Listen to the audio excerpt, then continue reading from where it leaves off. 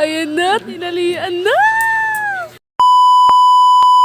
Good morning guys, so ayan alas 5 pa nga lang ng umaga. Alam niyo ba nang napakaganda nga ng panaginip ko at bigla nga pumutol yung ate ko dahil nga ginising ako. Sabi niya pa nga sa akin sumasakit na nga daw yung tiyan ng ate ko kaya ayan manganganak na daw. Kaya nga nang pagmulat ng mata ko, diretso nga lang ako dito pagkatapos ko nga maghilamos. Medyo kalmado pa nga yung ate ko dyan dahil nakakangiti pa. Sabi ko nga tignan niyo mamaya ngingiwi na yan. At dito nga pinakain nga sa akin ng ate ko yung tira niyang pansit. Dahil nga hindi niya na nga masubo yung pansit na kakainin niya dahil nga kumikirot-kirot na yung tiyan niya. Buti na nga lang din nakakain ako ng pansit para nga ganahan ako mamaya mag-video. At dito nga pinakyat baba nga yung ate ko dyan sa may hagdan. Paano ba naman kasi kulang na kulang siya sa lakad? Lagi lang kasi yung ate ko nakaupo, kung di nakaupo nakahiga. Ba't naman akong tumakbo sa bahay dahil nga kukunin ko yung tsinelas ko dahil nakapaalang nga ako.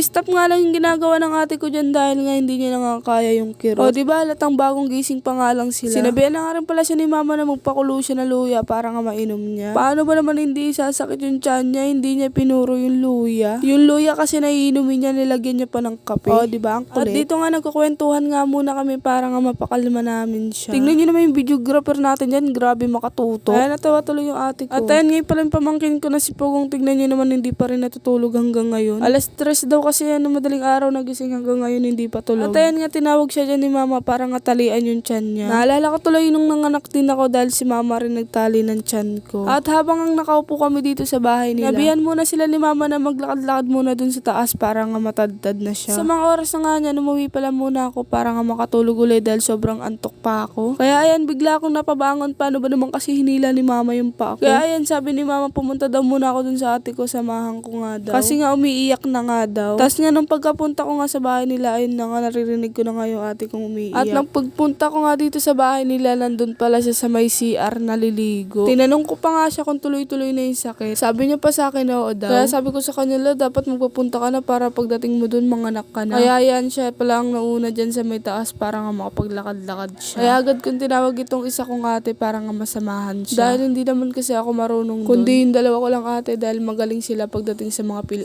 up. Yan, sumunod na nga rin pala ako dahil kukunin ko yung sapin ng ate ko sa ulo. Kasi baka madala niya pa sa hospital. Lalakarin nga lang pala nila hanggang FCM tapos sasakay na sila pagdating doon. At dito nga muna tayo matatapos. Ito nga pala yung part 1. Hintayin nyo yung part 2. Hanggang dito na nga lang tayo. Bye-bye!